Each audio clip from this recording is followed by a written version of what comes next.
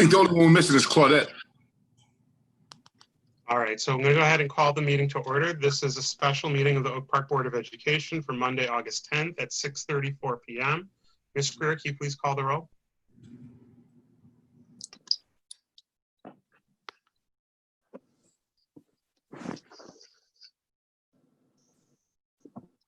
She's muted. Pat? Okay, Bailey, Present. Cochran, Here. Goodfriend. Here. Hoda, Here. Lunkins, Smith, and Here. Klein. Here.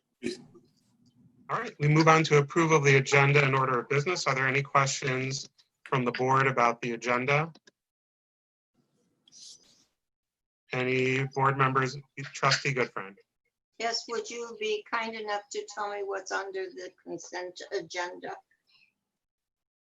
Under the consent agenda is approval of minutes and personnel actions. Okay, I have some questions on the personnel. So I would hope that you would be able to put that aside, the personnel, so we can have that individually. Thank you. Sure. We put personnel actions out of the consent. Any other questions about the agenda for members of the board? All right. So that brings us to the, I'll just do approval of minutes since we only have one item on the consent agenda. So, and we'll do this by voice vote. All in favor of the approval of minutes, say aye. Aye. Aye. Any opposed, say no. The minutes are approved, and we move on to reports. Dr. Hitchcock. Yes, thank you, President Hoyda. At this point, I'm promising to be very, very brief, as many of you know who have joined us for the last several board meetings. On July 13th, Steve Barr, our CFOO, presented a very detailed, exhaustive presentation on all of our operations, facilities, protocols and procedures, purchases in terms of PPE to prepare for us to return to school.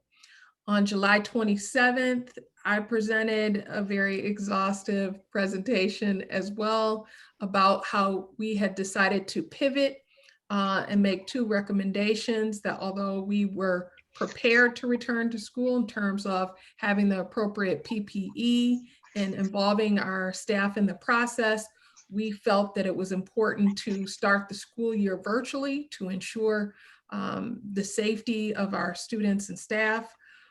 That was on July 27th, where I gave that presentation. And just last week on August 3rd, our teaching and learning department, led by our assistant superintendent, Cassandra Baptiste, presented a very detailed presentation about our teaching and learning or instructional plan for virtual learning in the upcoming school year. So the report that we have to submit to the state really is a combination of all of those three presentations. Doesn't provide much new information. It might get a little bit more into the weeds, more detailed, surrounding all of our efforts to ensure that we are prepared to start the year virtually with a robust online learning experience for students. If and when we are prepared to return to school, or it is safe to return to school, we will also be prepared to meet the needs of our staff by providing appropriate PPE that they were involved in selecting through a committee. We have personally, myself and Mr. Barr, gone out to the buildings to measure desks, look at the installation of our hand sanitizing stations, see the work of our custodial staff to prepare and clean the buildings, ensure that there is PPE and a checklist available. So we are continuing to do work to prepare to return in person, although we believe that returning virtually is best for us at this time, and that we will continue to actively monitor through October 30th to make a decision as to whether or not we are prepared to return for the second card marking. Again, if we do, we are taking all the necessary precautions. So I reiterate that my 2 recommendations continue to stand, that we start the school year virtually until we determine that it's safe to return. And the second recommendation is to return in person when we determine that it's safe. We believe that this prioritizes the health and safety of our students, staff, families, and community members. So that is the core of our preparedness plan. I can open up for questions if anyone has specific questions about the plan that was shared with you in board book. Okay, and I'll go around one by one to the board members. So I'll start with trustee Goodfriend. Dr. Hitchcock, would you be kind enough to tell myself and the community the date of start of the school season for our students in virtual, please? Yes, the first day of the school year was tentatively agreed upon between our school district and the OPEA. As we all know, we are still in the midst of negotiations, but we were very pleased with efforts on both sides to provide a tentative agreement in terms of our calendar. That means that school actually starts on August 31st. Thank you. As long as there are no changes to that tentatively agreed upon calendar. Thanks for asking, Ms. Goodfriend. Trustee Bailey.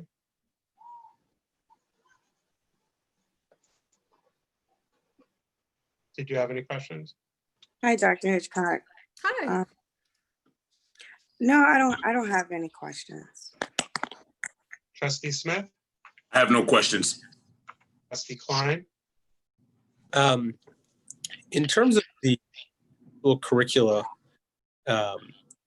maybe this is 2 steps farther than we can think about at the moment, but do we have anything set up in terms of physical activity? Like, how does that work from a virtual opening standpoint? We had several elective classes during the spring that were as responsible and accountable to providing online learning experiences to students as they were in person, which can be difficult, but there were. Hold on, I think that I didn't specify or make that question clear enough. I don't mean in terms of the students cutting with scissors or using pens and papers or having physical science projects. I mean like a phys ed class, like jumping jacks. I was following you. I was picking up what you were laying down, Mr. Klein. Yes, we had some PE teachers that provided some online videos for students to follow in terms of physical fitness. In our elementary classes, it's pretty frequent that students do brain breaks, and there are a number of different brain break exercises that students are responsible for. We have not made this determination about whether or not it is safe to continue to engage in extracurricular activities such as athletics or co-curricular activities such as the band. If it's possible, and it's a possibility to do that safely, as we know that these particular activities can occur outside.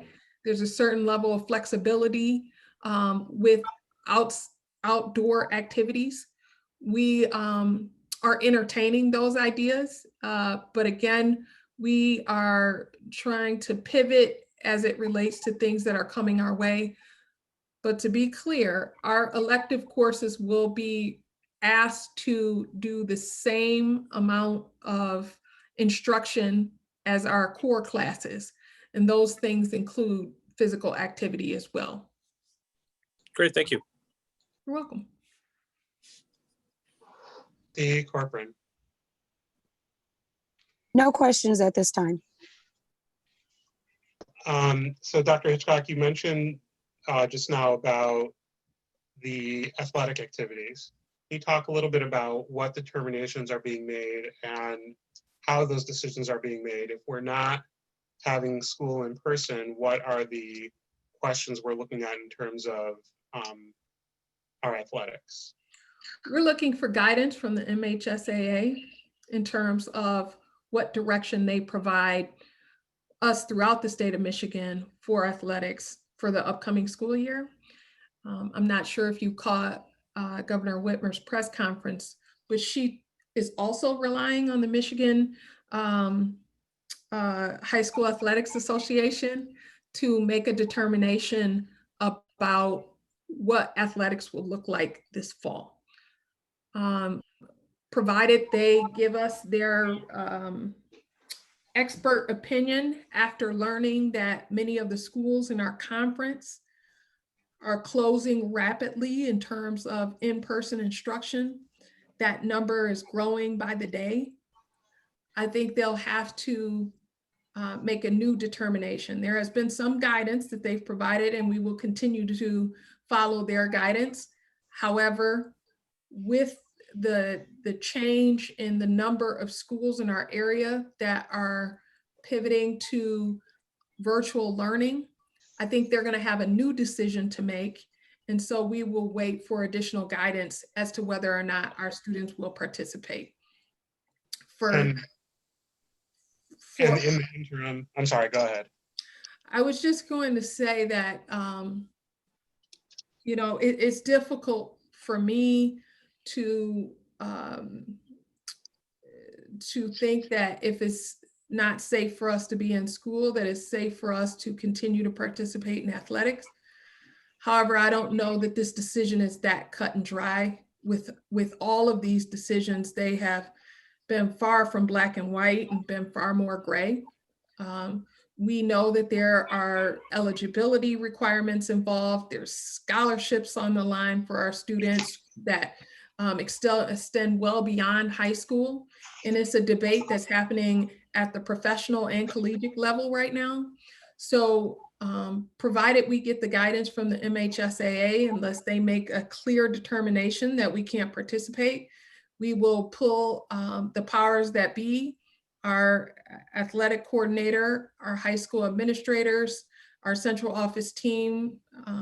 Both Ms. Diglio and myself have been coaches at the high school level as well. And we'll make a determination based on the other schools in our conference. But I think we need more information before we're able to make a final decision at this time. Band, I feel similarly. Band is a co-curricular activity. I know that they typically perform outside, and I am struggling with band as well. Last year alone, our students earned $5.5 million in college scholarships. And if somehow they were going to be negatively impacted, I would at least try to think through ways to ensure that we gave it our best effort to ensure that the kids still had those opportunities by practicing outside. Again, unfortunately, there are no hard, fast rules on band like there is with the MHSAA providing guidance. But we will have to make a determination as we get closer to the date. And it depends on the weather, it depends on the schools near us, it depends on whether or not we have an appropriate number of staffing to provide safety out on the football field with large groups of students. So all of those things we still need to determine, and we'll need to get more information to make a final decision on that. And in the interim, are there practices going on right now? In the interim, there are athletic practices happening right now. But So not far, we have not, knock on wood, I'm afraid to even say it, we have not experienced any cases or even suspected cases. I know that Coach Carter has a long list of coaches that are helping to facilitate training with small groups of students that are spread out throughout the football field. And so far, they participate in the daily checks. They are hand sanitizing stations at each location throughout the football field. And so far, we have been successful. I know that I had a lengthy conversation with him. Then Steve Barr had another lengthy conversation with him. We had a lengthy conversation with our facilities manager, and they are supporting the efforts to keep everyone safe. But again, that's going to be a decision that we're going to have to make as we get more information, as the schools around us are making determinations as to whether or not they're going to participate, and we get more information from the MHSAA. All right, thank you. Any other board members with questions for Dr. Hitchcock? I'm sorry, President Hoyt. We need to circumvent back to that last question concerning the sports right now and these practices. My question was that although we're adhering to safety processes, are we utilizing? Are the teams contacting each other? Are we having physical contact?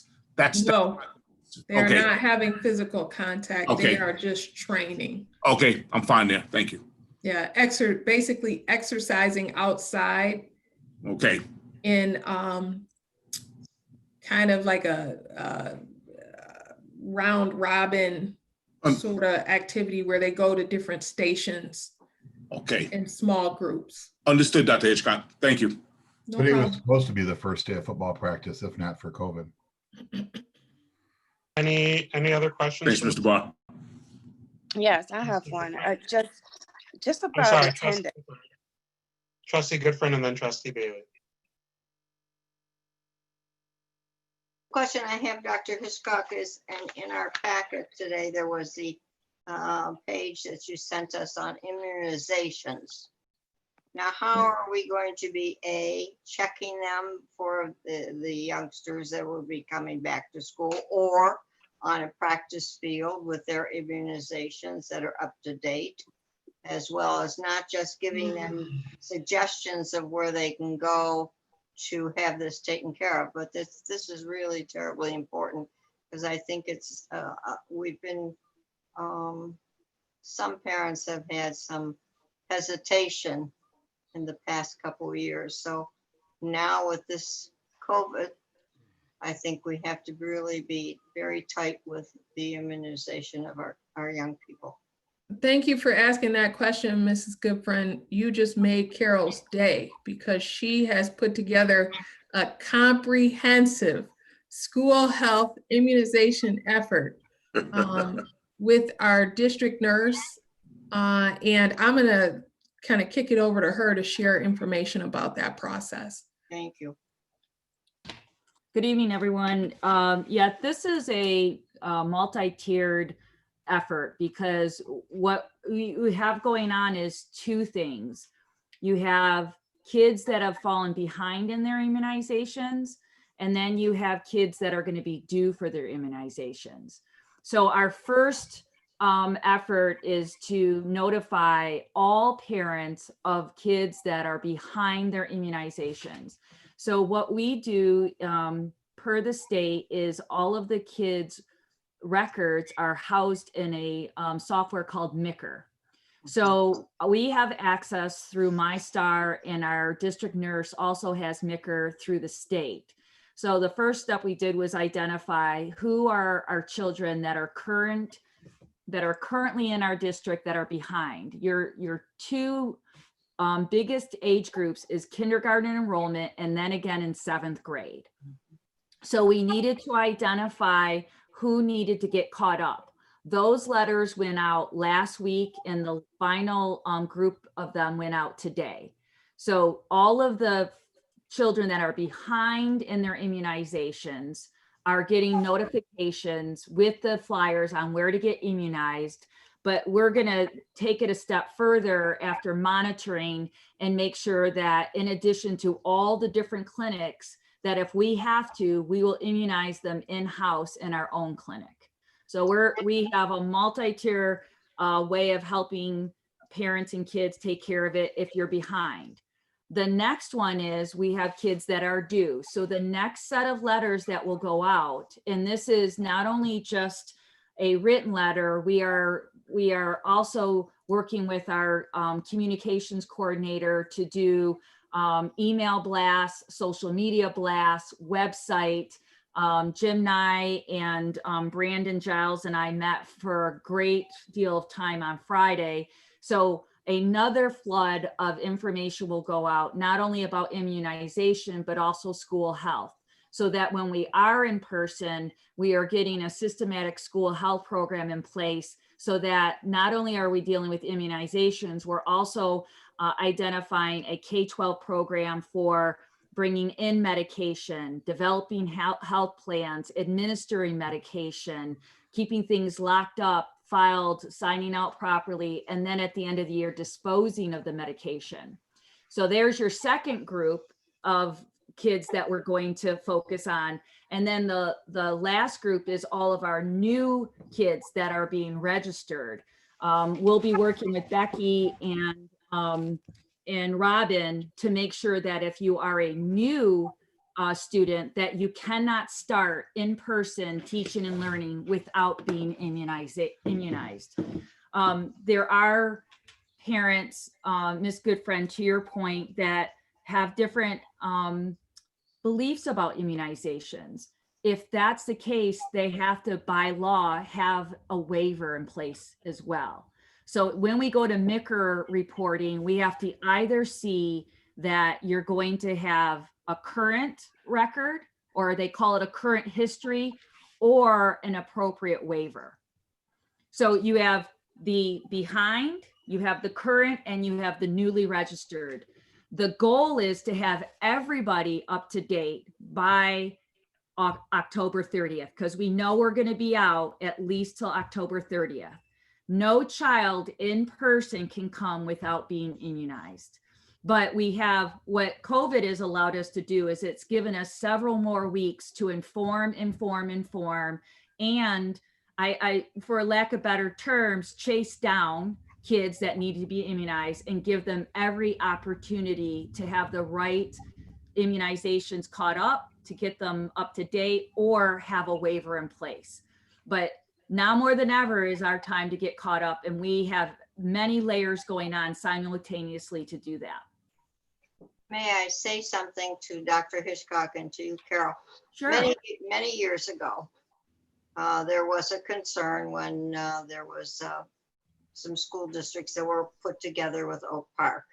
And at that time, because of the immunization and the cost for some, there were doctors in the community, and I'm sure we still have doctors within the community that volunteered to come into the schools to be able to do the inoculations for those young people that did not have them, or for families that felt it was a cost prohibitive for them. So that's something else to think about. And we have former students who are physicians that I'm sure would be more than happy to share in our help, their help. Yep. That is a great suggestion. And one of the ideas we are thinking through as well is, we know we're delivering or offering at least 12 to 13,000 meals a week, and that will continue during the virtual learning. So we're trying to align the clinic. Once folks are informed, we're trying to align the clinic. So if you are coming to campus to get meals, you can then go around to the clinic and get immunized. So we're trying to think of many different ways for to make it convenient for our families, and to identify ways that once they are in Oak Park, how can we help them take care of business all in one shot? Our nurse has been wonderful to work with. She's thinking through some things, and we're confident that if we need to open or provide other opportunities to get the immunizations taken care of, we'll get help from Ascensions to do so. Thank you. You're welcome. It's also important, under the Affordable Care Act that was passed a number of years ago, immunizations are a no-cost coverage. So anyone can go into their doctor, or even in many cases, a drugstore like a Rite Aid or a Walgreens or CVS, and get immunizations at no cost. So that is, If they have the affordable care, Mr. Hoyt. and any insurance. So if they have insurance, then their insurance would cover it. If they don't, then Medicaid would cover it. Okay, good. God knows. And I had a question about attendance. Yeah, so I know that attendance has not been very good in the past. What are we doing moving forward? Like, is there policy in place now, or how are we regulating it? Steve, you want to take this one, or do you want? Yeah, I think that would be a good thing we're going to maybe present to you at the next meeting, but there are requirements from the Michigan People Accounting Committee up in the state of, can you guys hear me okay? Because saying my speaker is weird. Okay. Yeah, I can hear you. And there's different ways that we have to take quote unquote attendance. And since there's no physical attendance, there's either check-ins with students or parents, or there's other ways with completing activities and assignments. So there's multiple ways in a virtual environment, because virtual environment is nothing new in the state. It's just new to the extent that we're doing it. So they're not recreating this. So there are guidelines for how you have to account for children through this process. And maybe at the next meeting, we can present that to the board, if that, or the meeting after that, if that would help. Yeah, it would. Okay. That's after the school starts. The 24th. But it's very rigid what you have to do, so. Any other questions from the board? Trustee Corcoran, did you have a question?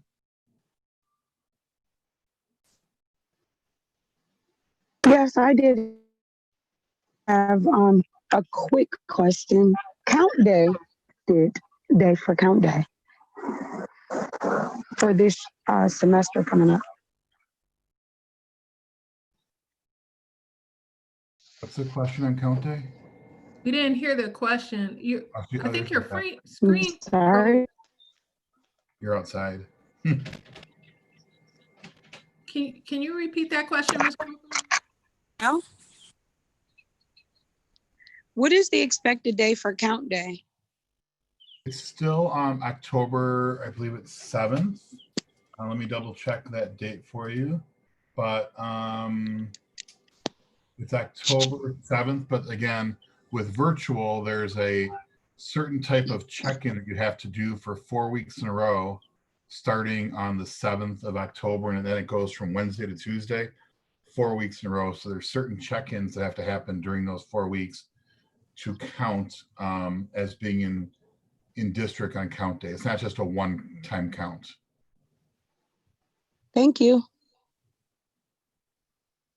And there has been some advocacy about asking the state to freeze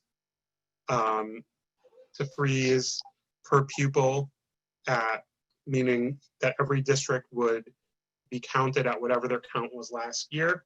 Right. Because of the changes this year. And I know that the legislature is going to be meeting this weekend to pass some legislation about return to school. So I'm assuming that's going to be addressed one way or another at that time, and hopefully we'll have some more clarity. Hopefully they'll pass it. They're going to come back. Hopefully they'll pass something, right, Mr. Hoyt? Well, if they're coming back, yeah, that's a positive sign. Well, they had to wait until Saturday for the quarantine because of that one member.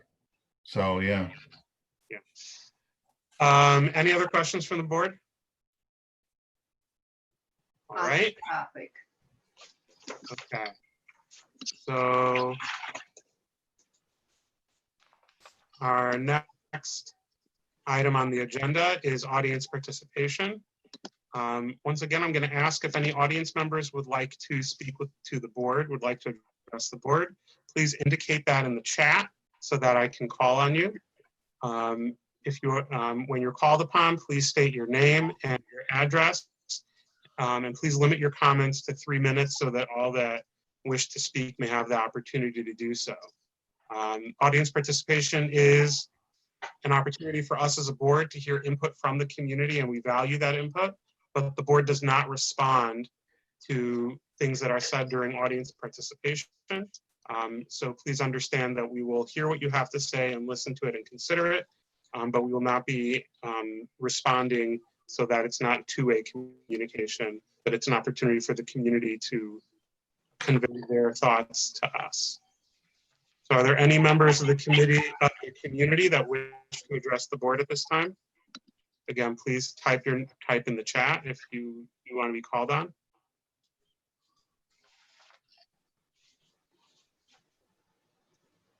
Carol's cat is not eligible to be called on during audience participation.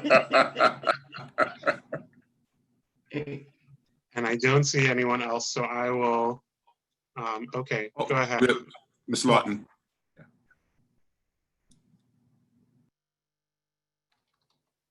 Good evening. My name is Lois Lawton.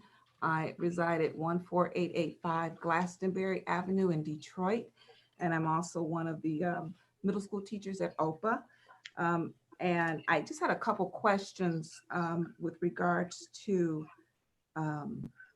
the virtual setup and the classroom setup. As I understand, we have a tentative calendar, which set aside August 27th and 28th as classroom setup, in-person classroom setup. And I was just wondering if we are returning to in-person tentatively after October 30th. Is the expectation for us educators to go in and set our classrooms up prior to that time, or will we be given an opportunity to go in at some point after October 30th to prepare our classrooms for in-person instruction? And the other question that I had was with regards to the number of students that we will have in terms of virtual schooling. I know that we could probably have a full class, but then when it comes to social distancing upon our return for in-person, will there be an addendum made for the number of students that would possibly be within the classroom, particularly at the middle school or at the secondary level? Thank you. Okay, so Ms. Lawton, as I mentioned earlier, that audience participation is really an opportunity to communicate to the board, to provide input to us. We don't engage in two-way communication, but I think your questions are valuable, and I would encourage you to contact your building principal with questions like that, and hopefully you can get the information that will be helpful. Any other members of the community that have input for the board? Comments from the board at this time? This might be a great opportunity to share that we're going to have an all staff Zoom meeting on Thursday. And we're going to work through some kind of loose ends that are still hanging out there, not in response to Ms. Lawton, but just generally, since we can't really respond to public comment. But we are still going to work through some loose ends that are out there, and I think we'll be able to provide more clarity. We will continue our efforts to be as collaborative and reasonable in working with our staff as possible. So I think we'll be able to shed more light on some of those questions on Thursday. And if we can't on Thursday, we may have to come back to the drawing board, think through what that could look like, and then come back to you, all of our staff, at a later date. So one of the things on my to-do list is to send an invitation out to the whole staff for an optional Zoom staff meeting on that day. Thank you, Dr. Hitchcock. And one more call. Any members of the community that would like to address the board at this time?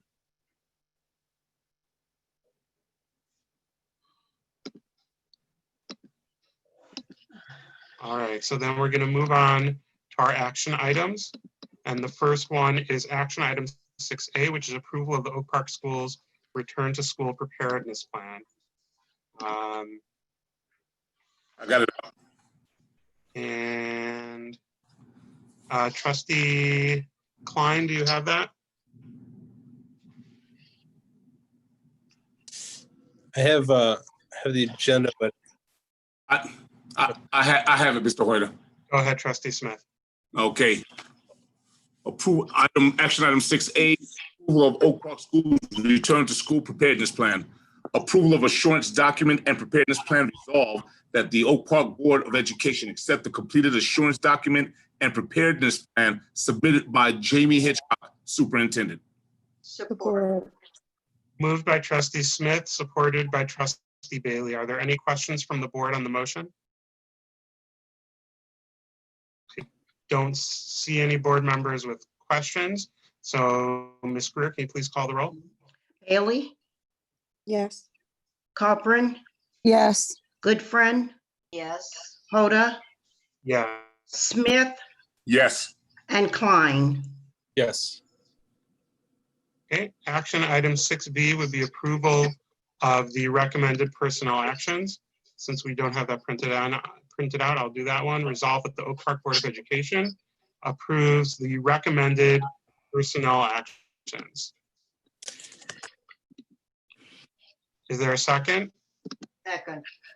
So moved by myself, supported by Trustee Goodfriend. Go ahead, Trustee Goodfriend, you had a question? Yes, I have a question in regards to the persons of the positions that they're going in. Let me see. Are these new hires?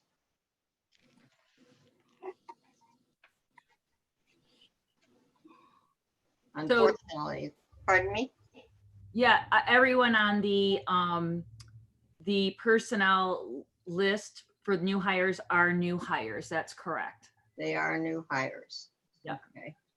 And where did they, is that include the dance instructor? That's correct. That dance instructor will be going to OPA Middle School. And she's brand new to the district. They are all on this list are all new hires to the district. And what type of dance instruction are we talking about? She'll be offering a wide variety of dance opportunities. She's really a neat woman. She has extensive dance experience, and she's also an English teacher. She, in fact, is working with someone to perhaps get a dance floor donated to OPA to have the proper flooring.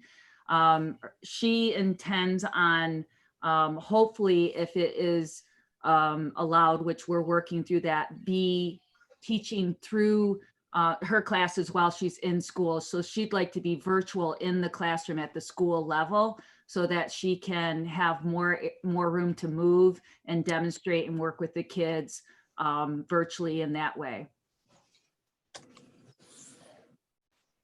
And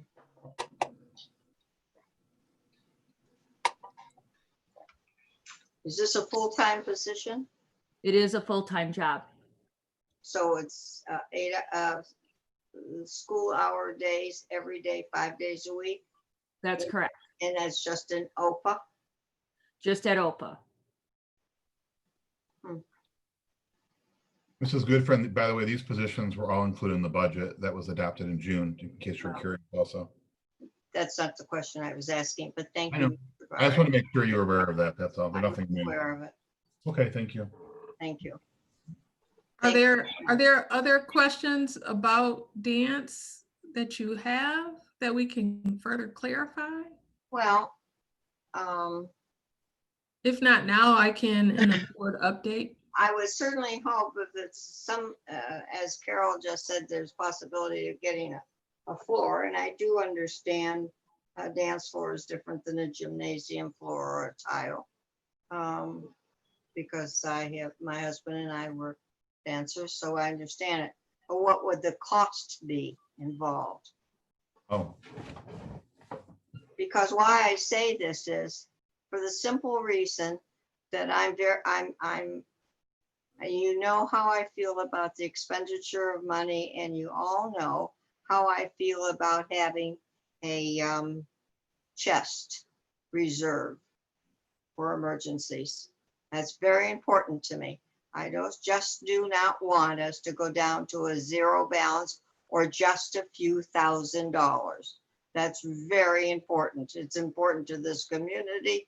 It's important to all of us here.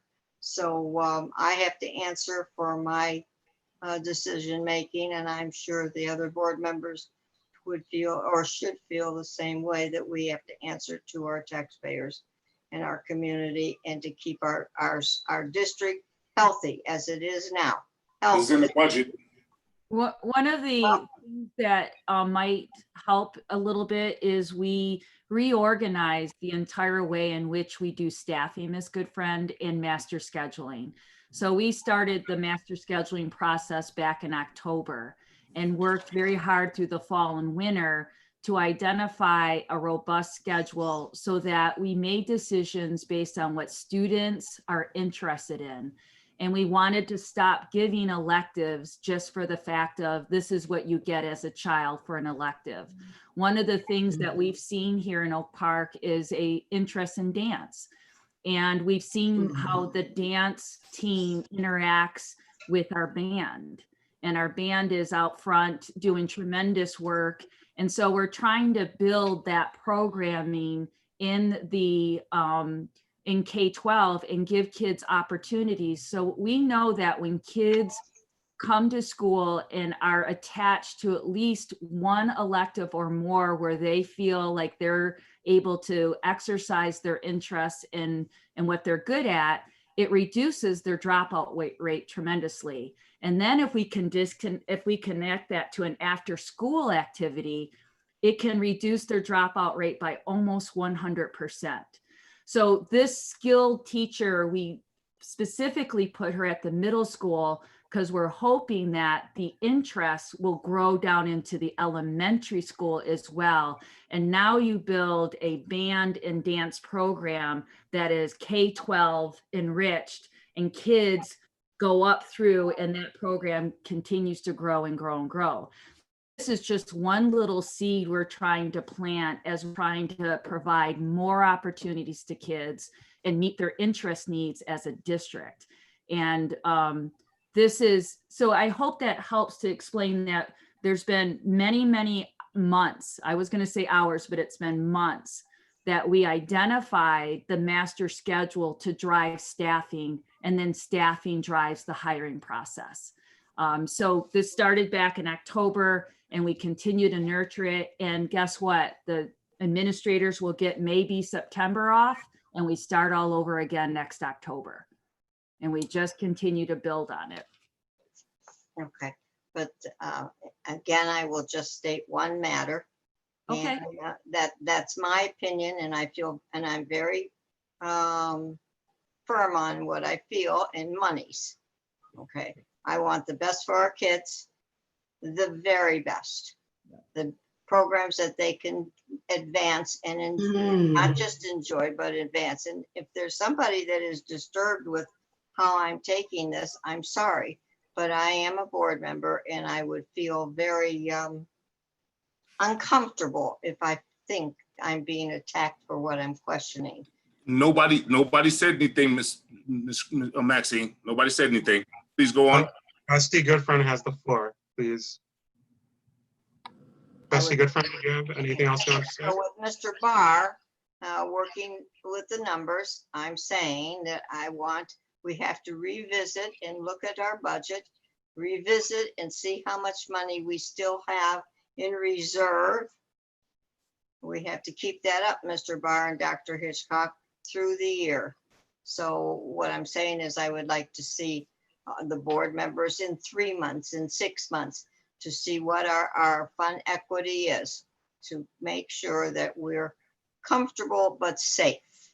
I understand your concern, Ms. Goodfriend, and that's why we made some significant efforts in the budget that was approved by the board to gain the input of the board to make sure that we're not in a situation that puts the district at risk. And I agree with your thinking in that as we're moving forward, as a school district, it's important to be fiscally responsible. We'll be coming to the board with some other ideas in order to do that while not compromising instruction in the classroom. Absolutely. So we really appreciate your input. I don't know if you want to add something, Steve, but that's really what I was thinking. We have been discussing at great length other ideas to ensure that we're being fiscally responsible while providing the best learning opportunities for our students. Remember that we did a 3-year budget forecast, which I think is the first we've had. Yes. Here. I think it's the first time you've seen that. Right. We get a budget from the state probably in about 45 days. You'll be getting a budget amendment probably in the late fall, early winter, because we anticipate that what is coming from the state and the feds is better than what we budgeted, which is fabulous news. But we're not going to put that through until we know for sure, until we get a good student count, until we finish negotiations. And then we'll bring you a new general fund budget, which I'm confident will be no worse than what you saw before. One comment you mentioned about the facility or a floor for the dance class. I don't know exactly which room they're using, but if there was the need down the road to do some facility upgrade for a room, that is something that would come out of a sinking fund and not, which we have money for, and not out of our general fund. Fine. Thank you very much. That makes a difference in one sinking rather than our fund equity. That's terribly important. And I have gone through, Mr. Hoyta has gone through, and this community has gone through, and our staff has gone through a deficit. Oh, we're And not I doing that hope again. we would never be in that situation again, or credit hours of 19 or 20 credits to graduate high school, and never again. We agree. Thank you. Do any other board members have questions about the personnel actions? I do. Questions? Go ahead. Yeah, just a quick question about the salaries. How is the salary determined, and is the dance teacher that far more qualified than the second grade teacher Right. and the social worker?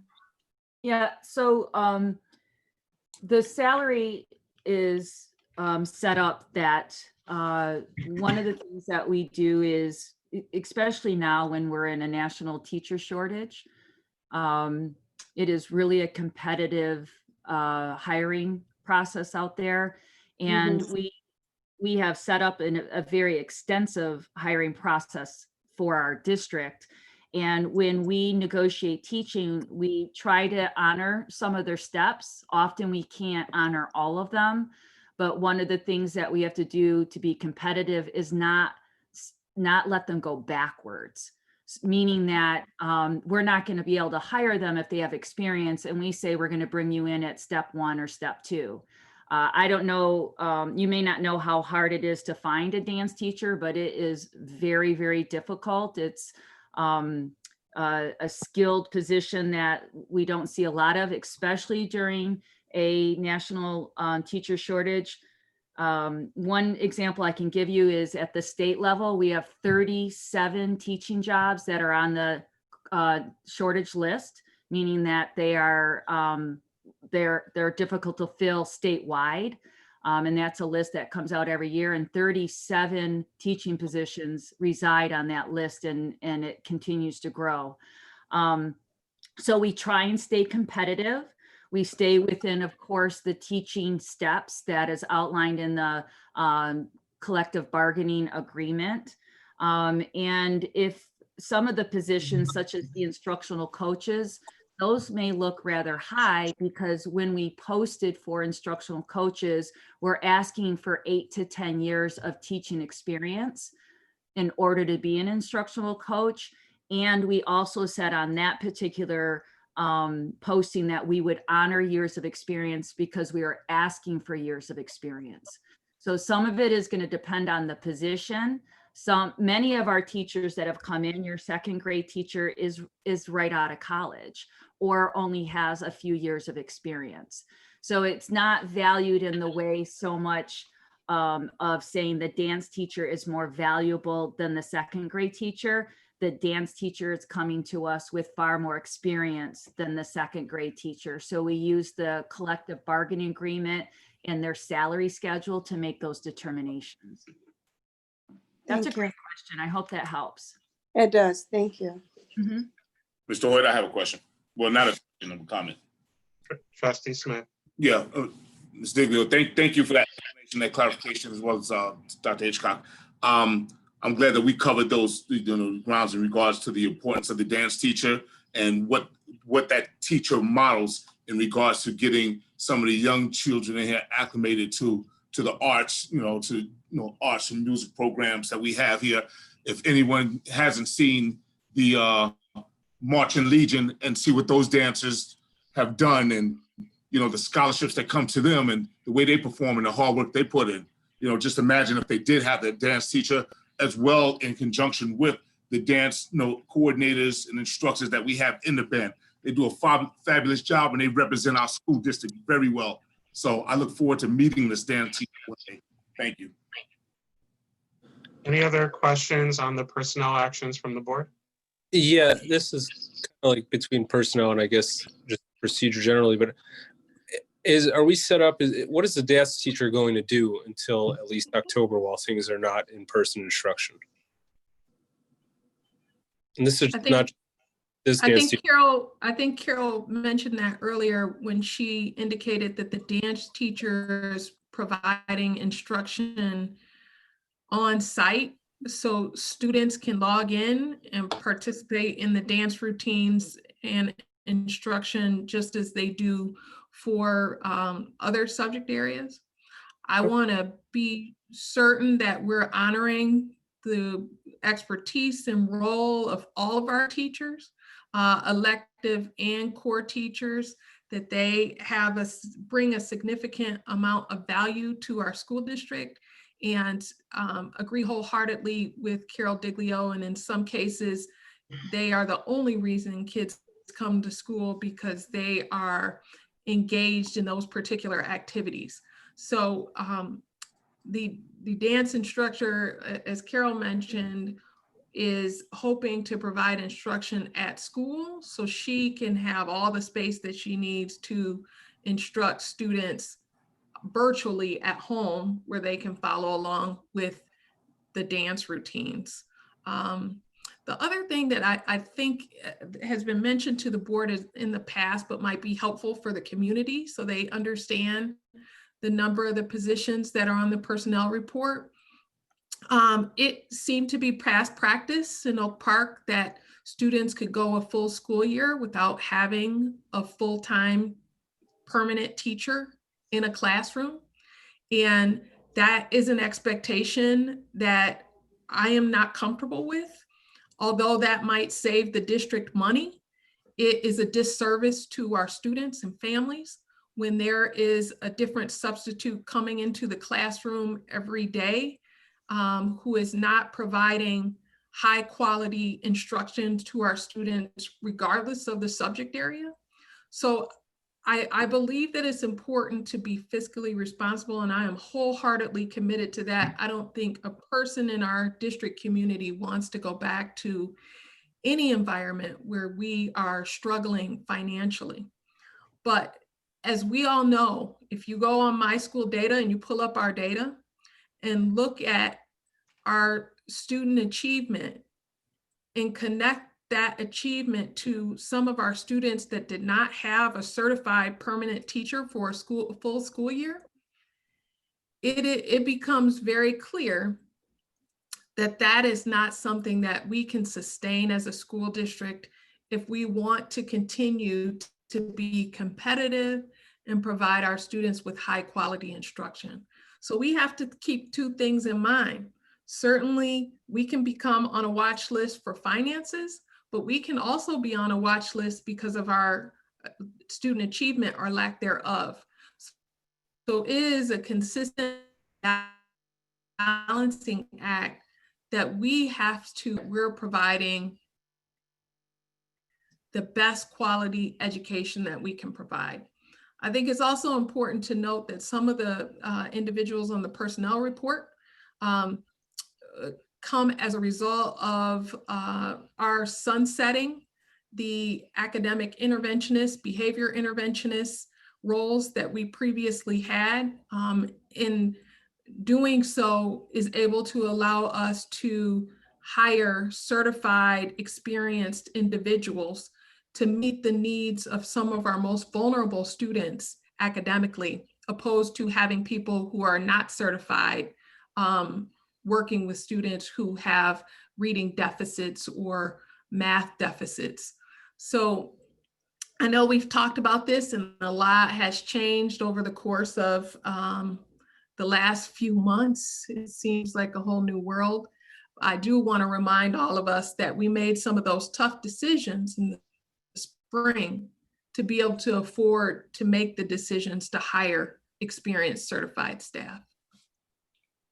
There was a comment brought up about the salary. Let's not forget that the way the salary schedules are done is it's based on your college degree. If you're in a bachelor's all the way up to a PhD. So a person with more education will end up getting more money than a person with a bachelor's. It could be as much as $9,000 difference based on your degree. Steve, can you remind me what was at our latest? I know we're going through the audit now, and we'll have an updated number when the audit is completed. Yeah. But our last, based on the budget that we passed, what was our fund balance at the end of this school year, and what is it going to be projected at the end of the next school year? Hang on one second. I don't have that quite memorized. Give me 1 second, okay? Give me just half a second. I'll be able to pull it up. You want dollars or percentages, Mr. Reuter? Dollars. Okay, give me 1 second. Based on the assumptions I put in, so I put a $700 reduction in, if you recall. 1 second, wrong schedule. Give me a second to get that PowerPoint pulled up. Here it is.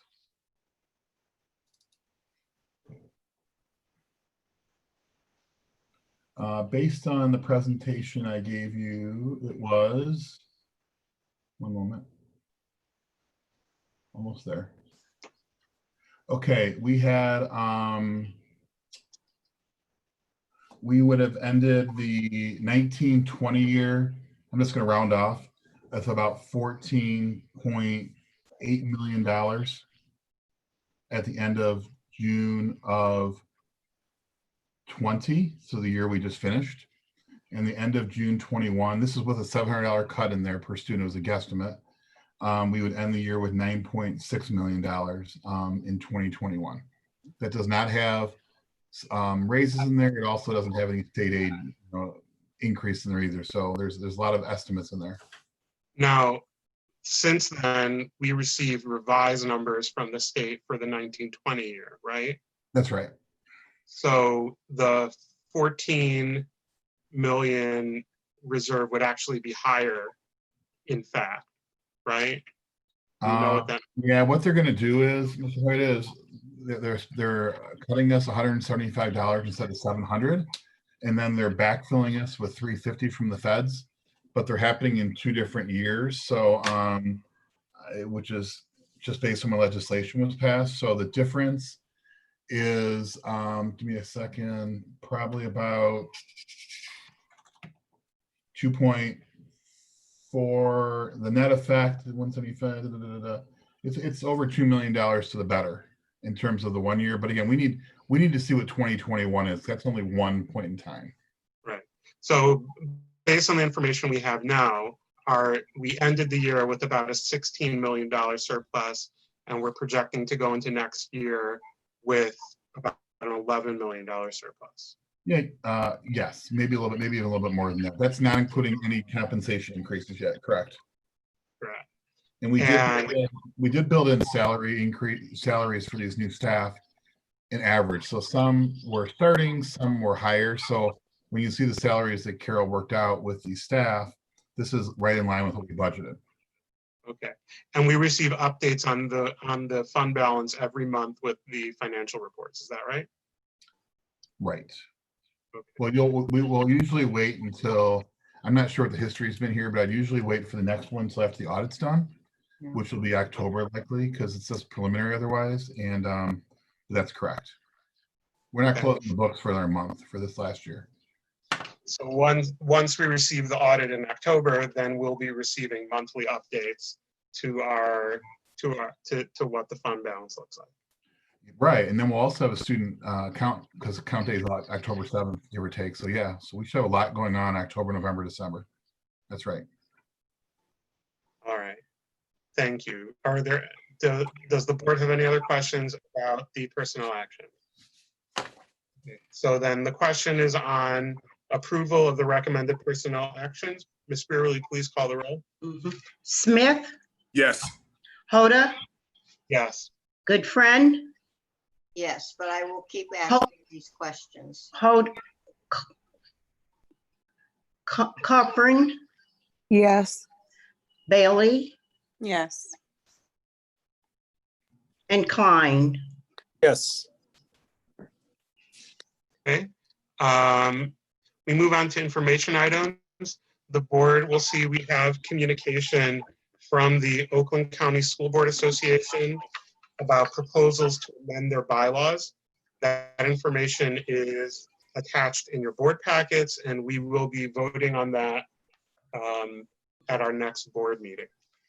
Are there any questions at this time on that, on the OCSBA proposed bylaw changes? No. All right. Any other information items, Dr. Hitchcock? No, thank you. Okay, so we None go to on. share. Thank you so much. So we go on to communications and addenda. Are there any additional communications from the administration? Anything from the community? If there are any members of the community that wish to communicate to the board at this time? I do want to jump back for a second. I know you skip by me real quick. Just we're working real hard with a lot of these grants coming through from the feds and from the state because they're changing by the minute. There's some new ones dealing with COVID for technology. And I wanted to remind that many of these positions that you just approved, several of them are grant funded, whether by the state or by the feds. So I wanted to just remind you of that also. Thank you. Grants are really nice right now. I also want to read a comment that was typed into the chat by one of our parents, Ramel Miles, wrote, "Arts, dance, and music is as important as sports to the district. Seeing the fact that the band program has provided millions of dollars of scholarships to Oak Park students, why wouldn't we provide the best for our children on all levels?" I'm sure. Any other communications or addenda from members of the board? Trustee Goodfriend? I want to remind Mr. Barr and Dr. Hitchcock that I had asked for some time to be able to start touring the buildings. Okay. Thank you. Thank you. And if there's any other communications or addenda from the board, then our next board meeting is scheduled for August 24th at 7 p.m. And with that, I will adjourn the meeting at 7:38. Thank you, everyone.